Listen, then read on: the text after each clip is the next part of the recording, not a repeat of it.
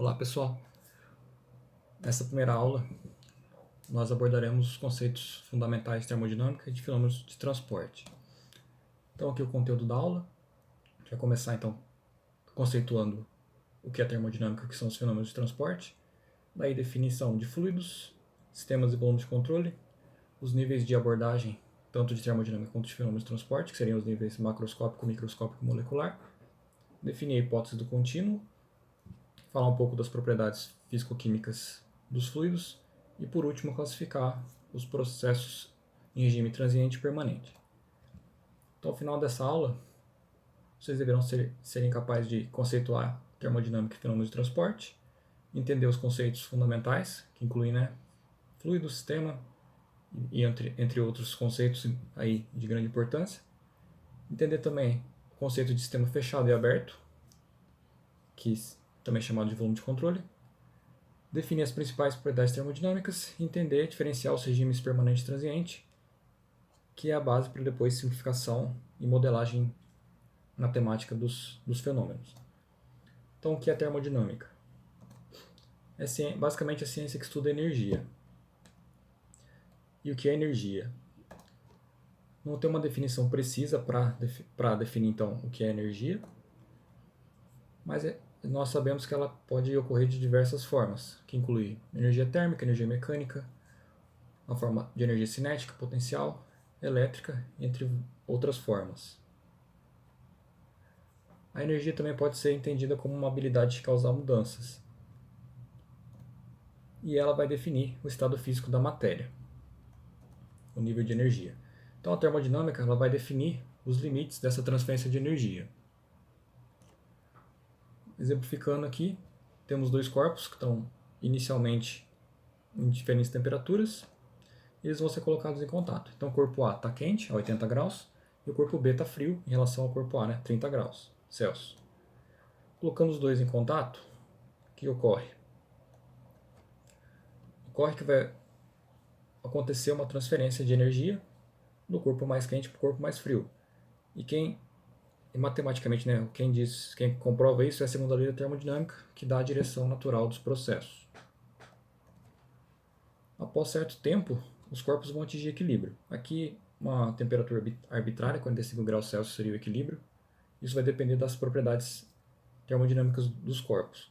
Mas, focando aqui no que ocorre, então, após certo tempo, vai ocorrer o equilíbrio térmico entre os dois corpos. E quem diz isso, quem comprova isso, é chamada lei zero da termodinâmica, que é, então, esse equilíbrio térmico entre dois corpos em contato. E, além disso, a primeira lei da termodinâmica, que é a base aqui para esse curso de fenômenos de transporte, ela nos fala da conservação de energia. Então, num caso hipotético, em que não houvesse dissipação de calor para a vizinhança, ou seja, os corpos A e B estivessem isolados termicamente da vizinhança, todo o calor cedido pelo corpo quente, que é o corpo A, seria recebido pelo corpo B, conservando então a energia, a quantidade de energia transferida. Já os fenômenos de transporte podem ser entendidos como a ciência que vai estudar esse transporte de massa, de momento e de calor. Ele vai definir a velocidade que esses processos ocorrem. Então a termodinâmica define os limites, até que ponto isso ocorre, e já os fenômenos de transporte definem qual rapidez, ou qual rapidez que isso vai acontecer.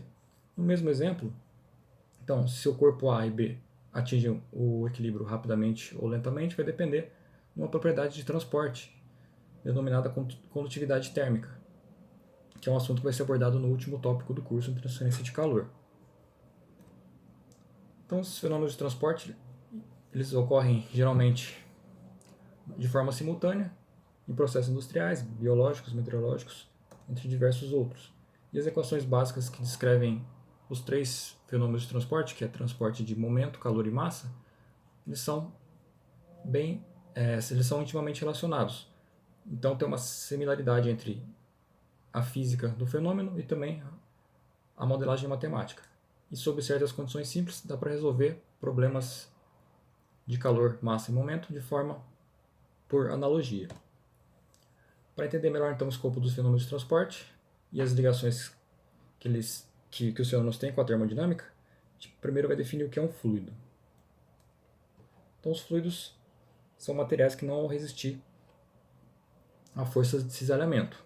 Não importa o quão pequena ela possa ser. Claro que existe aqui uma exceção. Alguns fluidos que não têm comportamento comum, que são os denominados fluidos não newtonianos, tipo plástico, eles só começam a escoar depois de certo nível de tensão que eles estão sofrendo. Mas, de modo geral, para os fluidos comuns, que é o foco aqui dos fenômenos de transporte, eles escoam já mesmo com uma quantidade pequena de um valor baixo, né, de tensão desses elementos, já faz o fluido escoar. Então, para entender isso, o que seria a força de cisalhamento? Então, o elemento fluido ele pode sofrer 3 tipos de tensão. Tensão é força por área. Então, o primeiro tipo de tensão seria a tensão relacionada com a compressão, que é a força normal, com o ângulo de atuação da força está a 90 graus da área que ela está atuando. Então, a compressão é uma força atuando para dentro do elemento. Então, comprimindo esse volume de fluido, ele deformaria dessa forma. Tem a tensão de tração, que é a força normal, só que agora atuando para fora do elemento. Então, como se estivesse estirando o elemento fluido. E também tem a força de cisalhamento. Seria aqui uma força puxando aqui em cima o fluido. E uma força contrária aqui, por exemplo, poderia ser a parede de uma tubulação. Devido ao atrito do fluido com a parede sólida, vai cisalhar. Então, o efeito, né, entre a força atuando e a direção que ocorre esse efeito é de 90 graus, por isso que essa tensão também é denominada como tangencial. Cisalhamento ou tangencial. Então, o fluido vai deformando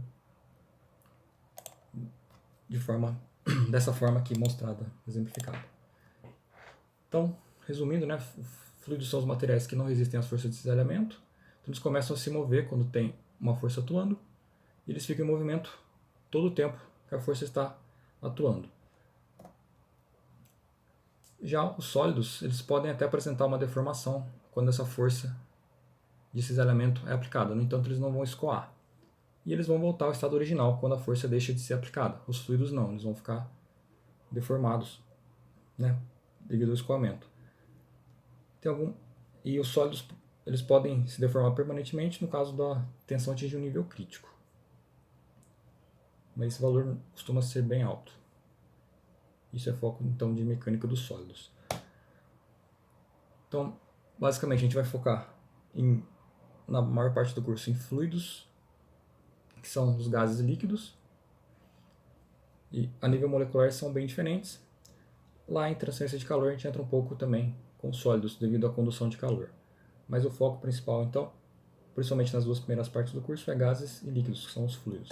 Então, a nível molecular, os líquidos têm moléculas relativamente próximas, então as forças de atração são significativas, e os gases, as moléculas estão longe, com pouca força de atração, exceto, né, em condições extremas de pressão. Então, devido a esse espaçamento molecular, as propriedades dos líquidos costumam ter valores maiores que as propriedades físicas dos gases, como, por exemplo, massa específica, que é sinônimo também de densidade, viscosidade e outras propriedades. Então, para deixar melhor, né, embasado aqui a importância da termodinâmica e fenômenos de transporte, alguns exemplos de aplicações. Então, por exemplo, uma usina de geração de energia, a termodinâmica olha para os efeitos globais. Então, por exemplo, aqui tem a entrada de carvão, ar, num gerador de vapor. Então, o calor e o ar vão sofrer combustão e vão fornecer energia. Essa energia térmica ela é transferida para a água, que é transformada em vapor, e o vapor é passado por uma turbina que vai expandir esse vapor, que possui alto valor, carrega uma energia muito alta, na forma de entalpia. Então a turbina gera um trabalho mecânico, por sua vez é ligado num gerador de energia, então obtendo então essa energia elétrica. Então a termodinâmica vai olhar aqui para a eficiência do processo, por exemplo, quanto de energia térmica é necessária para gerar certo nível de potência mecânica, que consequentemente é transformada em energia elétrica. Outra aplicação muito importante, refrigeração. Então, os refrigeradores trabalham em ciclo, a gente vai explorar isso nas aulas 5 e 6, principalmente na aula 6. Então também, qual que é a eficiência, qual que é a energia que tem que ser gasta, né, consumida para gerar um efeito de refrigeração. Termodinâmica ajuda a gente a predizer isso. Motores a jato, né, turbina também, de forma similar à turbina que gera energia aqui. Aqui temos, né, a admissão de ar, passa por um compressor, entrada do combustível, que sofre então, né, combustão gerando energia, fornecendo energia térmica, que vai gerar que vai transformar, né, o ar como fluido com uma grande entalpia, depois vai expandir na turbina, gerando então a propulsão lá do motor. Também a eficiência do motor pode ser predita aqui pela primeira lei da termodinâmica. Motor de automóvel similar, funciona aqui no ciclo também, né, de combustão e exaustão.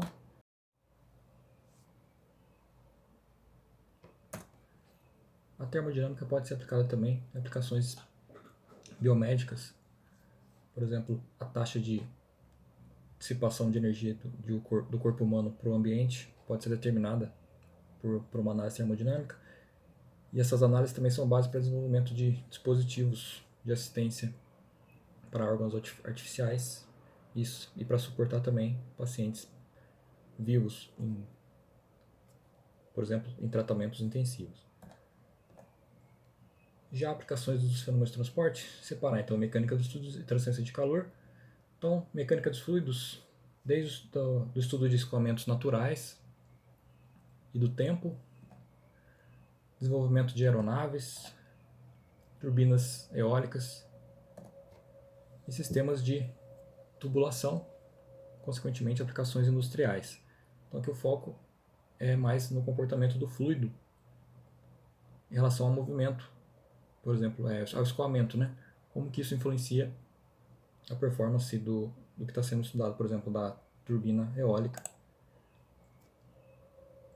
ou também, né, qual que é a potência de bombeamento necessária aqui para vencer todos esses acessórios que tem nos sistemas de tubulação. Tem também na engenharia biomédica algumas aplicações importantes, por exemplo, desenvolvimento de dispositivos pediátricos de assistência ventricular. Aqui no exemplo, um dispositivo artificial, né, de 12 centímetros cúbicos para bombear o sangue. Coração artificial também da Penn State. Mecânica dos fluidos também ajuda a entender padrão de escoamento dentro do coração, então dentro de órgãos naturais, não só os dispositivos artificiais. Por exemplo, aqui na letra D, o resultado de uma simulação numérica, no escoamento dentro da válvula aórtica. Então, o foco aqui de fenômenos de transporte e mecânica dos fluidos já é um pouco mais detalhado, por exemplo, para a obtenção de detalhes do escoamento e também de potência de bombeamento. Então, a visão termodinâmica é mais macroscópica, já a mecânica dos fluidos a gente já pode dar um enfoque mais detalhado. Transferência de calor também. Por exemplo, um chip de computador, ele precisa ser resfriado. Então, nesse exemplo aqui, né, temos a placa do chip, as aletas, que são esse monte de placas, são utilizadas para aumentar a área de troca térmica e atingir determinada temperatura. Para isso também é utilizado uma ventoinha que gera o fenômeno de convecção forçada, que aumenta essa troca térmica.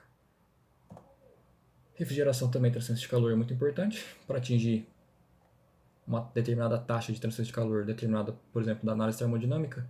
A área necessária de troca térmica é determinada com base em transferência de calor, que seria um estudo mais detalhado desses sistemas de refrigeração. E também conforto térmico em residências é um outro exemplo. Entrando agora nos conceitos de sistema fechado e aberto, primeiramente, né, definindo sistema, fronteira e vizinhança. Sistema é definido como a quantidade de matéria de identidade fixa escolhida para ser estudado. Então, o sistema também pode ser definido como região do espaço. Para não confundir os conceitos, os sistemas que são abertos, que são relacionados com uma região do espaço, eles são normalmente chamados de volume de controle, onde é delimitado uma região espacial e é feita então a análise dos efeitos de entrada e saída nessa região, que é o enfoque então de sistemas que têm escoamento. Já a vizinhança é toda a massa ou região fora do sistema, e a fronteira é então a superfície que vai separar o sistema da vizinhança. Essa superfície pode ser real, como a parede de uma tubulação, ou imaginária, que seria a região de entrada e saída da massa num sistema de tubulação. Você pode definir apenas um trecho da tubulação para fazer essa análise.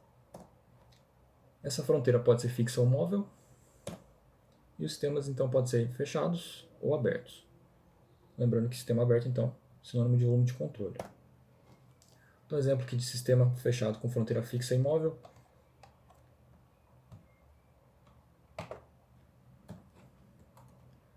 Então, aqui nesse caso, né, essa fronteira mais escura aqui é a fronteira fixa do um arranjo cilindro-pistão.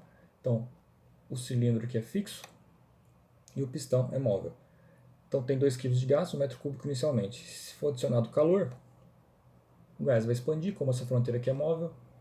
Então, lá no final, ela vai estar com uma posição acima, né, um volume maior. Então, o sistema fechado, a definição dele aqui não há troca de massa com a vizinhança. No entanto, pode ter troca de calor, que é o caso aqui. Nesse caso, né, a massa do gás continua 2 kg, no entanto, foi uma quantidade de calor adicionada aqui para gerar essa expansão.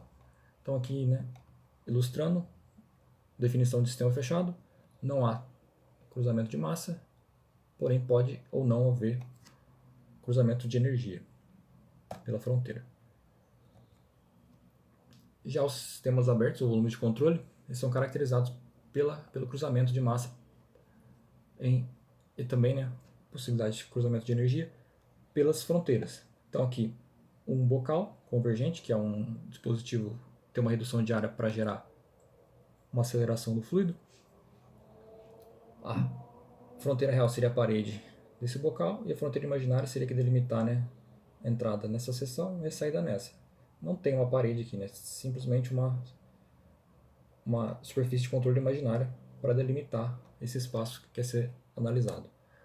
Outro exemplo, um aquecedor de água.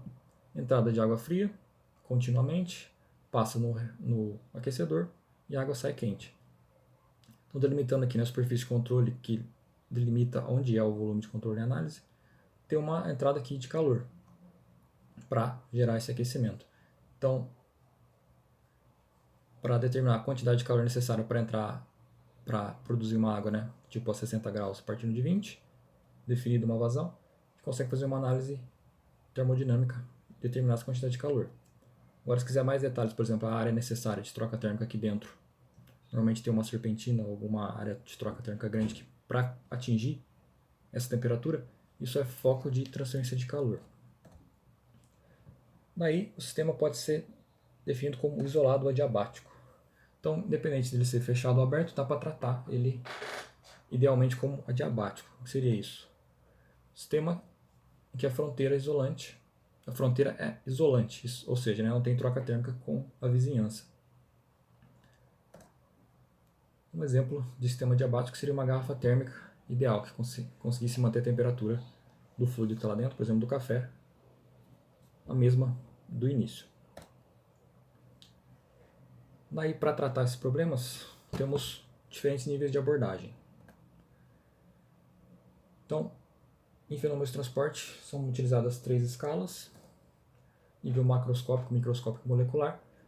Então, considere esse exemplo aqui. Temos um equipamento. Na região 1 está tendo entrada de nitrogênio e oxigênio. Aí ele escoa. Aqui temos uma bomba e sai no 2. Nessa região aqui tem entrada também de calor por um tubo, então um trocador de calor. Então o fluido que entra aqui, ele vai trocar calor com esse outro fluido que está passando por outra tubulação aqui, por dentro do equipamento, e sair na seção 2. Então no nível macroscópico a gente olha para o equipamento completo. Por exemplo, a gente quer saber, né, o efeito. Qual que é, por exemplo, a temperatura 2, entrando aqui em 1, adicionando ou retirando calor aqui, pela tubulação interna. Então, nesse nível, a gente escreve as equações macroscópicas, por exemplo, balanço de massa e de energia, e com base nas correntes de entrada e saída do sistema e das interações de energia, a gente consegue predizer o efeito global. Então, isso fornece essa visão global do sistema. Normalmente é um ponto de partida da análise. Então, nível macroscópico seria uma visão global do processo. Já no nível microscópico, a gente pegaria uma pequena região infinitesimal e daria um zoom analisando ali o que ocorre naquele ponto, naquele pequeno volume. Então, nessa pequena região, nós escrevemos equações de balanço diferencial. Isso é enfoque de fenômenos de transporte e mecânica dos fluidos e transferência de calor. Não é normalmente utilizado em termodinâmica. E aqui, depois de escrever esses balanços diferenciais, nós podemos integrar e obter o perfil de velocidade, temperatura, ou qualquer que seja ali a variável analisada.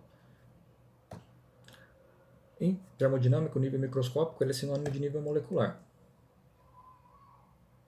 que seria o terceiro nível a ser abordado. Então, no nível molecular, a gente pega esse pequeno volume de controle e diminui ainda mais a escala para chegar no nível das moléculas. Então, nesse caso aqui, esse nível é mais utilizado para a compreensão fundamental dos mecanismos. Então, a interação entre as moléculas. Então, é foco de física e fisicoquímica e da chamada termodinâmica estatística. A termodinâmica que a gente vai usar aqui no curso é a termodinâmica clássica, que é a visão mais macro do que está acontecendo nos processos. Então, esse nível aqui é particularmente interessante para casos de moléculas complexas, temperaturas extremas, sistemas com reação química. Então, enfoque mais fundamental.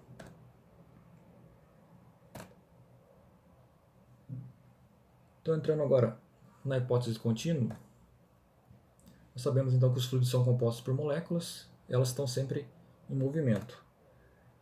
No entanto, a gente não precisa sempre olhar para cada molécula individualmente. Para aplicações de engenharia, o comportamento médio delas é mais que suficiente. Então, esses seriam os efeitos macroscópicos desse conjunto de moléculas.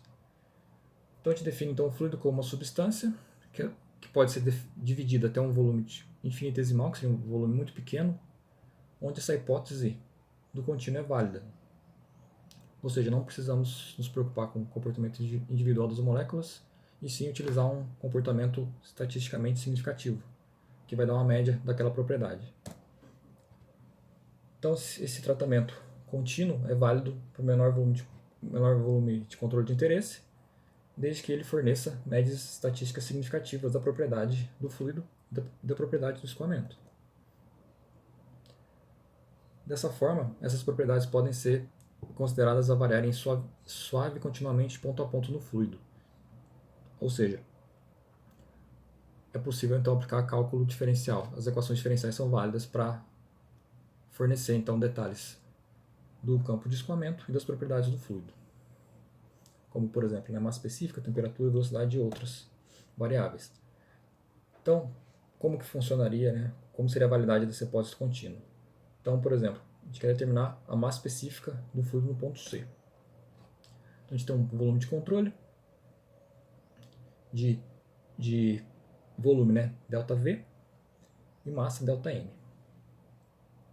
Então, no ponto C, se a gente for diminuindo o tamanho do volume,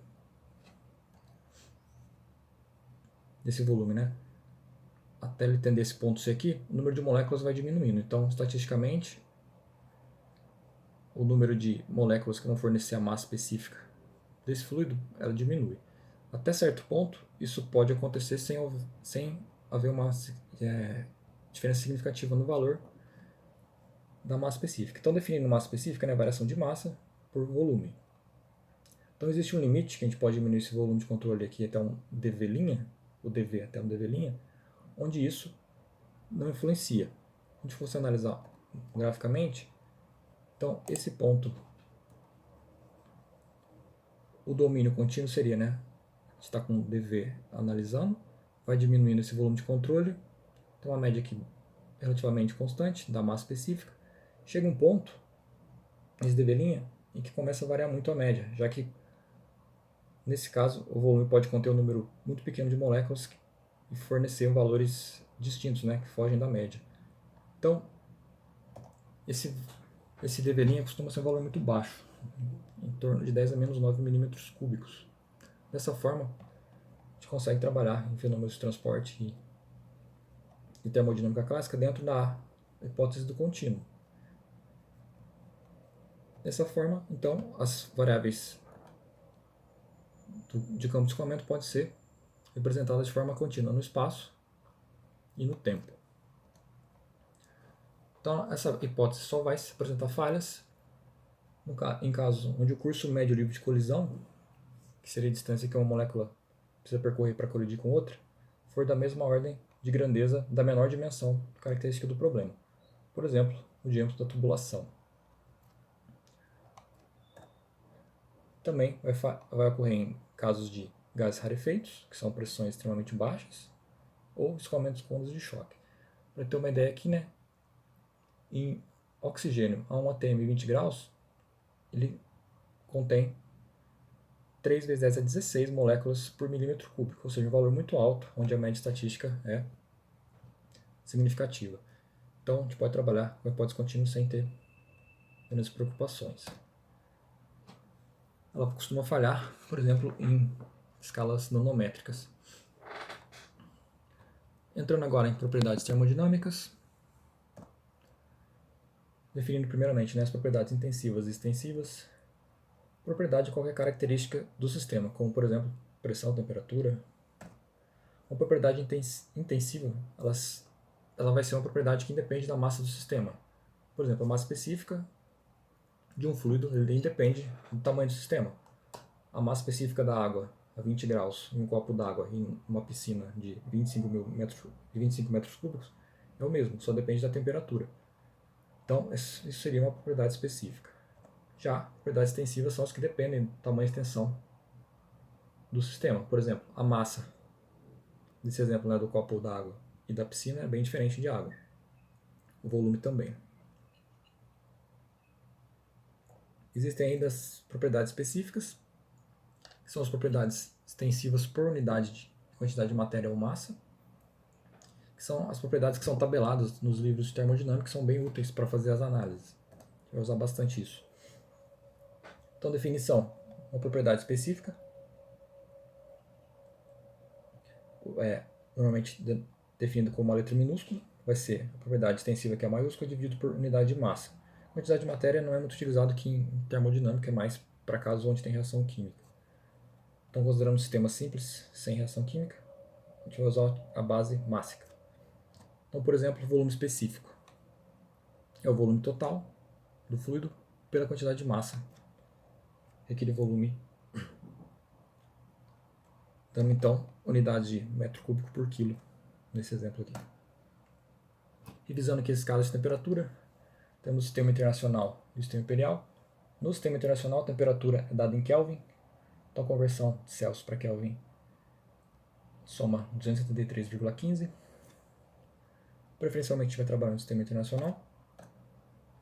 Aqui a conversão entre Fahrenheit e Celsius, caso seja necessário. Importante lembrar que a variação de temperatura, tanto em Kelvin quanto em Celsius, é 1 para 1. Então, numa propriedade combinada, né, onde aparece graus Celsius ou Kelvin multiplicando, dividindo, não é necessário fazer a conversão da temperatura. Já entre o sistema internacional e imperial, a variação no imperial é 1,8 do sistema internacional, ou do Fahrenheit para Celsius. Pressão, outra variável muito utilizada aqui, é definida como força compressiva exercida por um fluido. Ela vai estar atuando normalmente, ou seja, com ângulos de 90 graus em relação à área A. Então a pressão seria, né, o limite da força normal atuando na área, o limite, né, da área A até uma área A', onde a hipótese continua sendo válida. Então, basicamente, fica, né, pressão igual força sobre área. As unidades de pressão. No sistema internacional, ela é dada em Pascal, que é Newton por metro quadrado. Outras unidades importantes, normalmente as tabelas termodinâmicas trazem as pressões em bar, então é importante estar aqui afiado para converter de Pascal para bar. Então, um bar 10 a quinta Pascal ou 10 a segunda quilopascal. Daí é importante relembrar os prefixos que são normalmente utilizados no SI, que é nano, representado por N, 10 a menos 9, micro, pela letra Mi, 10 a menos 6, e mili, 10 a menos 3. E os positivos na quilo, K, minúsculo, 10 a terceira, mega, M maiúsculo, 10 a sexta, e giga. Alguns exemplos, né? 100 micrômetros igual a 100 vezes 10 a menos 6 metros, 2 milipascal segundo, que é uma unidade de viscosidade, a gente vai utilizar lá em mecânica dos fluidos, seria 2 vezes 10 a menos 3, e assim por diante, né? 50 kJ, 50 vezes 10 a terceira joule. A pressão ela pode ser definida em diversos tipos, classificada em dois grandes grupos, né? A pressão pode ser absoluta, que é a intensidade total em relação ao vácuo, ou relativa, que é em relação à atmosfera local. Esse segundo caso ocorre porque alguns instrumentos de medida eles são do tipo diferencial, ou seja, eles fornecem uma diferença de pressão e não um valor absoluto. Essa pressão relativa, por sua vez, ela pode ser manométrica, quando ela está acima da local, ou vacuométrica, quando ela está abaixo da local. Então aqui representação gráfica. Então aqui a escala. Pressão, referencial nulo, que seria o vácuo absoluto. No ponto 1, temos a pressão absoluta em 1. Se a pressão atmosférica local está nesse nível aqui, então a diferença da absoluta para a referência é a pressão relativa em 1. No caso da 2, como ela está abaixo da de referência local, seria uma pressão relativa em 2 de vácuo, quando ela está abaixo. Então, dessa forma, define-se pressão manométrica, é a diferença entre absoluta e atmosférica. Consequentemente, né, a absoluta vai ser a soma das duas, a atmosférica e a manométrica. E a vacuométrica seria a atmosférica menos a absoluta, já que a absoluta agora está aqui abaixo. Dessa forma, a pressão absoluta seria atmosférica subtraída da pressão de vácuo. Então, um exemplo aqui de como representar isso. Né? Uma pressão absoluta de 70 kPa em um local onde a pressão atmosférica é 103 kPa, ou seja, né, a absoluta está abaixo da local, então a pressão de vácuo. A gente pode escrever dessa forma, pressão de vácuo 31,33, né, fazendo a subtração. Escrevendo, então, pressão de vácuo, ou menos 31,33 relativa, ou seja, o negativo indica vácuo. De início, nós trabalharemos com pressões absolutas, já que as equações termodinâmicas trabalham sempre com valores absolutos para evitar, por exemplo, uma divisão por zero lá da temperatura. Então, tanto a pressão quanto a temperatura são sempre absolutas. Já em mecânica dos fluidos, na segunda parte, a gente vai trabalhar bastante com a relativa. Mas depois, lá na frente, a gente relembra isso. Continuando nas propriedades, temos a massa específica. Ela é designada por ρ, definida então como massa por unidade de volume. Para líquidos, esse ρ é pouco sensível a variações de pressão. A gente vai considerar os líquidos como fluidos incompressíveis. Aqui nessa aula ainda vou explicar um pouco melhor sobre isso. E para gases, esse ρ é fortemente afetado pela temperatura e pressão. Se aumentar a pressão com a temperatura constante, eu aumento o ρ, já que eu estou concentrando mais as moléculas do gás, por unidade de volume. E se eu aumento a temperatura mantendo a pressão constante, eu diminuo o ρ, já que eu estou deixando as moléculas mais agitadas, então elas se espalham mais, por unidade de volume. Volume específico, bastante utilizado nessa primeira parte do curso, é o inverso da massa específica. As tabelas termodinâmicas trazem esse valor para água e outros fluidos de trabalho de processos termodinâmicos. Então, trazem esse valor tabelado, em função da temperatura e pressão. Então, é simplesmente o inverso da massa específica, né? Volume por massa. Daqui também, temos a densidade ou gravidade específica, que é bastante utilizada em mecânica dos fluidos, que ela seria a massa específica adimensional. Então, ela é dada pela massa específica do fluido, dividido por uma massa específica de referência. Daí, usualmente, para líquidos, essa densidade é dada em função da água o fluido de referência seria a água a 20 graus. Então, para o líquido seria, né, o ρ do líquido, densidade da água, 20 graus. Para gases, normalmente o ar a 20 graus é utilizado como referência. Ele tem a densidade de 1,2 kg por metro cúbico. Então, exemplificando aqui, né, determinar a massa específica desses fluidos abaixo. Primeiramente, o líquido com densidade de 0,86. Depois, o gás com densidade de 1,75. Então, como que a gente determina a densidade do líquido? Então, para o líquido, a referência é a água a 20 graus Celsius. Sabemos, então, que esse valor, que para 20 graus Celsius a água apresenta 998 kg por metro cúbico no SI. Então, aqui, né, rearranjando, o ρ do líquido vai ficar multiplicação, né, entre a densidade desse líquido e a massa específica de referência. Então, 0,86 multiplicado por 998, ou seja, 858,28 kg por metro cúbico seria a massa específica desse líquido de densidade 0,86. Já o gás, a referência é o ar a 20 graus Celsius e a massa específica do ar é 1,2 kg por metro cúbico nessa condição. Novamente aqui, rearranjando, temos então que a massa específica do gás é a densidade do gás vezes a massa específica do ar de referência. Então fica 1,75 multiplicado por 1,2, que dá 2,1 kg por metro cúbico. Falando um pouco agora de compressibilidade dos fluidos, temos o módulo de elasticidade volumétrica que dá uma noção se o fluido é compressível ou não. Então, essa compressibilidade é uma questão fundamental, já que facilita muito a modelagem do caso em análise. Então, define-se, né, a compressibilidade como quanto volume de certa massa do fluido vai variar em função de mudanças de pressão. Dessa forma, então, o coeficiente de compressibilidade volumétrico fica definido como qual que é a variação de pressão, quanto, né, que essa variação de pressão vai influenciar a variação do volume, pelo volume inicial. Ou, escrito de forma na massa específica, então fica dP dividido por dρ sobre ρ. O negativo aqui na frente da variação da pressão e volume é devido à diminuição do volume com o aumento da pressão, já que seria esse módulo esse coeficiente é definido como de compressibilidade, né? Quanto o volume está sendo comprimido. Para líquidos, esse valor é muito alto, 10/8, ou seja, é necessário um valor muito grande de pressão para gerar uma variação razoavelmente grande aqui no volume.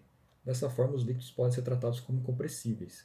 Então, a gente pode considerar que o ρ vai ser constante para o líquido na análise do sistema. Já para gases, isso não é sempre válido, então tem que ser analisado caso a caso. E para gases tem também o fator de compressibilidade, que é o Z, que ele é normalmente aplicado, não o EV no caso aqui dos líquidos. Esse fator de compressibilidade vai ser abordado na segunda aula. Temos também aqui outra variável chamada peso específico, indicada por γ, que ela é a força-peso do fluido por unidade de volume, que seria a massa específica multiplicada pela força pela aceleração da gravidade. A gente substitui, né, o ρ em função da densidade do ρ de referência, a gente chega numa expressão equivalente, com base na densidade e num fluido de referência. Normalmente o peso específico é mais útil para líquidos, devido à diferença de densidade do líquido para o gás. Líquidos, então, apresentam densidade na ordem de 1000, enquanto os gases ficam na ordem de 1, 2, depende da pressão.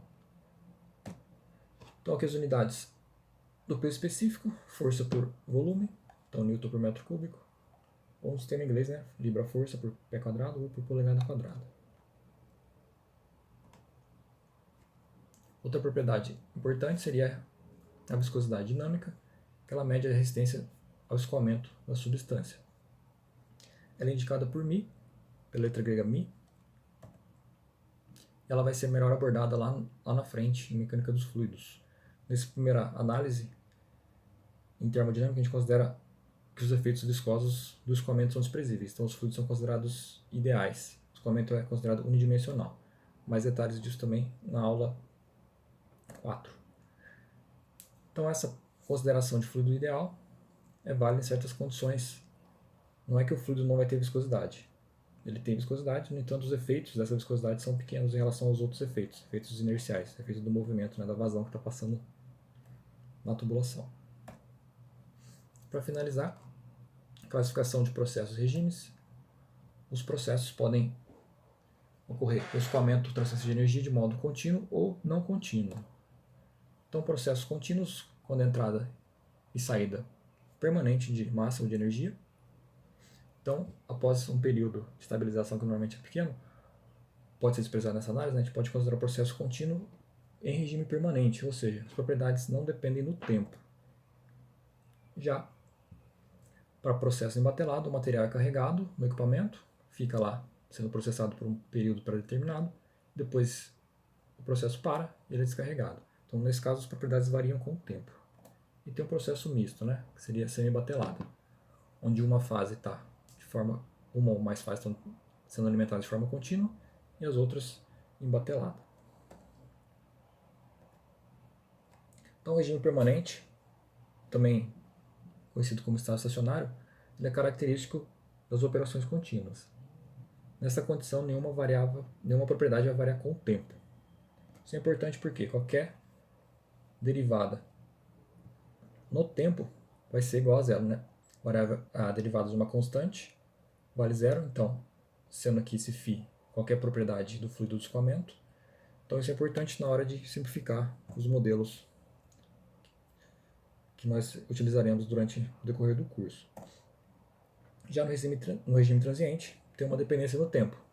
Então isso é característico de operações embatelada ou semi-batelada. Por exemplo, o enchimento de um tanque, o nível de altura do tanque vai depender do tempo. Então, pelo menos uma propriedade vai estar variando no tempo aqui nesse caso. Então, por essa aula, é só isso. Foi uma aula mais de introdução conceitual. Então, até a próxima.